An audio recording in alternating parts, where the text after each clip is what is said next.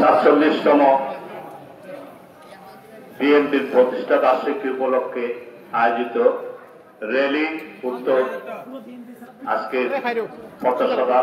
সম্মানিত সভাপতি উপস্থিত রয়েছেন বিএনপি অঙ্গ সংগঠন এবং তৃণমূল পর্যায়ে আগত নেতৃবৃন্দ, সাংবাদিক ভাইয়েরা এবং প্রশাসনের কর্মকর্তা। নৈকমছড়ি উপজেলা শাখা কর্তৃক আয়োজিত আজকের এই প্রতিষ্ঠা বার্ষিকী উত্তর পথসভার সম্মানিত প্রিয় সভাপতি, উপস্থিত নৈকমছড়ি উপজেলার বিএনপি এবং তার সকল অঙ্গ সংগঠনের নেতৃবৃন্দ,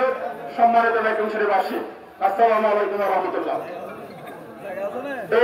এই জাতি যখন তার নেতৃত্বের সংকটে ভুগেছে, এই জাতি যখন নেতৃত্বের সংকটে ভুগেছে, ঠিক তখনই এই জাতির প্রয়োজনে, এই জনগণের প্রয়োজনে এই